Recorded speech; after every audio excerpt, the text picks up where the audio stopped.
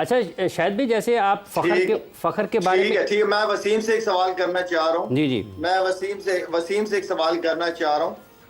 वसीम, आप समझते हो कि फखर का जो नंबर है 4 नंबर, वो उसकी बैटिंग के हिसाब, जो उसका स्टाइल है, क्या वो ठीक है? उस जिस तरह सोहेल कह रहा है कि 6 ओवर के बाद उसकी बारी आती है, तो वो पोजीशन ठीक है फखर की?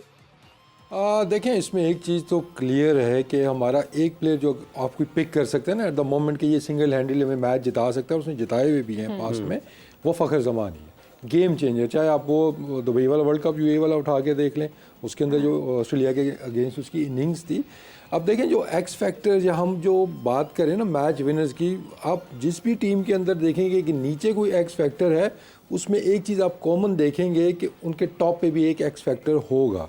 उनके दोनों ओपनर्स एक जैसे नहीं खेल रहे होंगे। ऑस्ट्रेलिया का है तो डेविड वार्नर है वहाँ पे, साउथ अफ्रीका है क्विंटन डिकॉक आपको नज़र आएंगे, इंडिया का है रोहित शर्मा आपको नज़र आएंगे। तो वो एक एक्स फैक्टर जब ऊपर आएगा, नीचे ऑटोमेटिकली आपके बनते हैं कि वो ऊपर वाला अगर लंबा जाता है तो वो मैच जिता देगा आपको, अगर वो लंबा नहीं जाता तो फिर नीचे वालों को खुल के खेलने का मौका मिलता है। तो ये चीज़ हम फ़खर को मेरे ख्याल में नंबर 4 पे ला के, मेरा नहीं ख्याल है कि ये इतना अच्छा आइडिया था। नंबर 3 तक फिर कुछ समझ आती थी, हालांकि उसकी जो आइडियल पोजीशन थी वो ओपन ही थी कि आपको राइट लेफ्ट का वो बनता था, एक आपका कॉम्बिनेशन भी बनता था, लेकिन सम रीज़न आपने नंबर 3 पे उनको लेके आए और उसने वहाँ पे डिलीवर किया। अब उसको एक, जो मैं हमेशा कहता हूँ, एक बनी बनाई चीज़ को नहीं छेड़ना चाहिए, बाकी चीज़ें आप उसके अराउंड बनाते हैं। हम क्या करते हैं, कोई नई चीज़ बनाने के लिए हम जो ऑलरेडी एक अच्छी चीज़ बनी हुई हम उसको तोड़ देते हैं। तो आई थिंक इवेंचुअली मुझे लग रहा है कि एंड पे जाके फ़खर नंबर 3 के ऊपर ही मुझे खेलते हुए नज़र आ गए हैं कि जो सूरत हाल चल रही है। तो आई थिंक इस टाइम अगर कहते हैं जी कि बेस्ट बैट्समैन आपका कौन है एट द मोमेंट टीम के अंदर, जिसकी करंट फॉर्म भी अच्छी है, वो फ़खर ज़मान ही है। आपके बाकी बैट्समैन आपके स्ट्रगल करते हुए नज़र आ रहे हैं। तो आई थिंक हम थोड़ा सा, जब हम प्लानिंग कर रहे होते हैं ना, हम एक डिसीजन करते हैं तो उसके आउटकम हम नहीं सोचते कि यार दूसरे को हिलाने से उसके क्या नुकसानात होंगे। Fakhar, we all know, is a team man. उसको आप बोलेंगे कि आप नंबर 9 पे भी खेलना है, वो खेल लेगा। लेकिन ये डिसीजन आप कर रहे हैं, तो आप जब एक तरीके से बात करेंगे ना, तो वो आपको फिर दिल की बात बताएगा कि नहीं जी, मैं 3 नंबर पे या ओपन पे यहाँ पे कंफर्टेबल हूँ ना, तो कोई भी नहीं करेगा। तो आई थिंक जब ये कम्युनिकेशन जब एक तरफ से नहीं होती कि आपने इस नंबर पे खेलना है, क्या ख्याल है आपका, तो ऑब्वियसली वो कहेगा जी ठीक है जी, टीम के लिए मैं खेलूंगा। लेकिन आप एक डिफरेंट लेवल पर जब बात करते हैं, तो वो खुल के जब बात होती है, देन आपको लगता है कि यार ठीक है, he is convinced. But I think for the sake of the team, Fakhar अगर नंबर 3 के ऊपर आते हैं, क्योंकि आपने बहुत कुछ करके देख लिया, ओपन छेड़ ली, नंबर 3 छेड़ लिया, आपको रिजल्ट्स उसके नहीं मिले, आपके जो प्रॉब्लम थे वो उधर के उधर ही है। और फ़खर, नो डाउट, हमारा एक बैट्समैन अगर मुझे भी आंखें बंद करके पिक करना होना चाहिए कि इनमें से कौन आपको अकेला मैच जिता सकता है, प्रेशर मैच, हमेशा फ़खर का रिकॉर्ड आप उठा के देखें, कोई बड़ा मैच वर्ल्ड कप का होगा, प्रेशर मैच होगा, ही विल स्टैंड आउट, वो आके आपको मैच बदल के देगा। तो आई थिंक फ़खर के अराउंड चीज़ें चलनी चाहिए, फ़खर को नहीं छेड़ना चाहिए, फ़खर के इर्द गिर्द चलने चाहिए। शायद भाई, आपका क्या ख्याल है? जैसे जो अभी आपने फ़खर के बैटिंग ऑर्डर के हवाले से बात की है, वसीम साहब का ये मानना है कि उसको ऊपर नंबर 3 पर खेले तो ज़्यादा बेहतर है। आपके ख्याल में वो पाकिस्तान के लिए किस नंबर पर ज़्यादा बेहतर तरीके से फ़ायदेमंद हो सकता है? फखर या तो ओपनर या नंबर 3, उसको सर्कल में जितना यूटिलाइज किया जाए ज्यादा बेहतर है। अगर नहीं समझ आता तो फिर उसके बाद उसका नंबर फिर 6 नंबर ही बनता है, कि जहां पे आपके पास लाइसेंस हो कि आपने हर बॉल जाके मारनी है। लेकिन क्योंकि मसला था ओपनरों का, तो ओपन में फिर आपके पास फखर अच्छी चॉइस है। नंबर 3 पे बाबर या रिजवान खेल सकते हैं, क्योंकि 3 नंबर पे एक ऐसा प्लेयर चाहिए आपको कि अगर खुदा ना खास्ता जल्दी आप गैम्बलिंग करते हो ना, आप चांस लेते हो, अगर आपकी जल्दी विकेट गिरती है तो आपके पास एक, मैं पहले भी कह चुका हूं कि बाबर से कंसिस्टेंट परफॉर्मर या पूरा एक प्रॉपर जेन्युइन बैट्समैन जो कि सिचुएशन को रीड करके एंड देन वो गेम को आगे लेके चल सकता है। तो इस तरह के जो प्लेयर होते हैं जो कि गेम को चेंज कर देते हैं शुरू के 6 ओवर में आपके लिए, या जो प्रेशर होता है नए बॉल का वो कम करने के लिए, आपको एक ऐसा, मैं तो कहूंगा कि पागल टाइप का बैट्समैन आपको ऊपर चाहिए होता है। तो वसीम, आपका क्या कहना है कि पाकिस्तान का ओपनिंग पेयर क्या होना चाहिए? क्या साइम को चांस मिलना चाहिए? देखें, एक तो इसमें अब एकदम से मुझे नहीं लगता कोई इतनी बड़ी चेंजेस वो करेंगे। दूसरा देखें, आप डिस्कस कर रहे हैं, आप कर रही हैं, मैं कर रहा हूँ, बल्कि सोशल मीडिया पे डिस्कशन यही जारी ओपन कौन करे, प्लेइंग 11 क्या होनी चाहिए।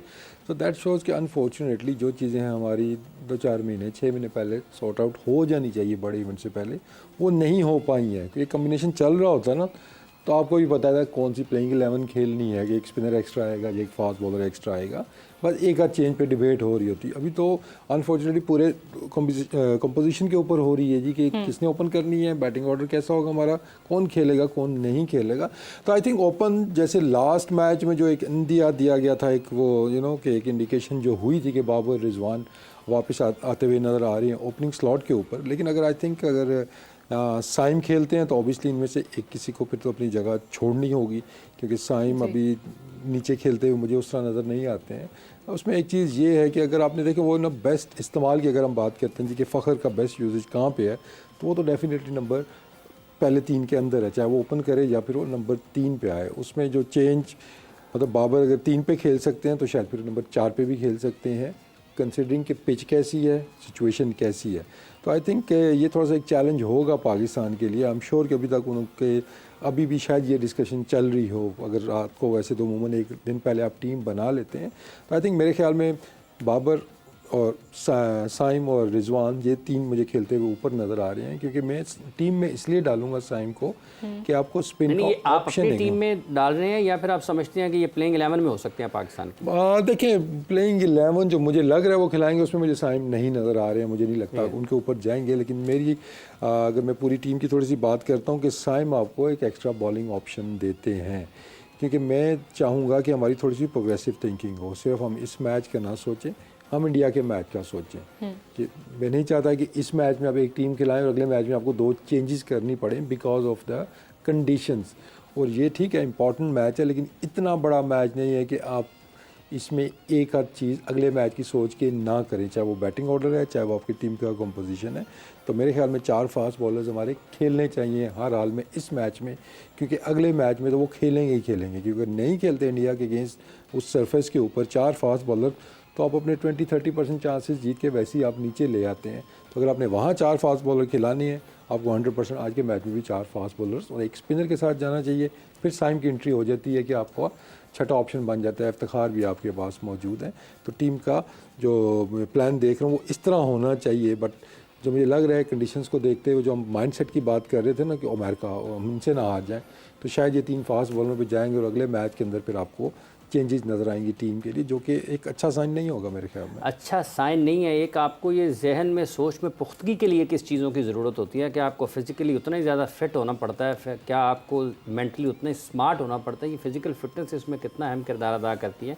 और ये जो तसलसल है फ़ैसलों में नाकामियों के साथ, या फिर जो आपने प्रोग्रेसिव सोच की बात की है, उसमें फ़िज़िकल फिटनेस कितना अहम किरदार अदा करती है, इस पर भी बात करेंगे। डॉक्टर अमाद अहमद साहब ने हमें ज्वाइन किया। डॉक्टर साहब अस्सलाम वालेकुम। जी डॉक्टर साहब, thank you very much. Doctor साहब, ये जो एक सुहेल तनवीर और मोहम्मद वसीम साहब हमारे साथ मौजूद हैं, ये जो सोच में पुख्तगी है, ये फ़िज़िकल फिटनेस पे ये कितना अहम किरदार अदा करती है? और दूसरा, ये जो आप बिग मैच में जाते हैं, बड़े मैचेस में, वहाँ पर अगर आप दबाव का शिकार होते हैं तो ये भी कहीं ना कहीं जुड़ता है आपकी फ़िज़िकल फिटनेस के साथ? बिल्कुल जी, देखें फिजिकल फिटनेस का जो सबसे एक पार्ट एंड पार्सल है उसके साथ वो मेंटल स्ट्रेंथ है आपकी, और मेंटल फिटनेस है।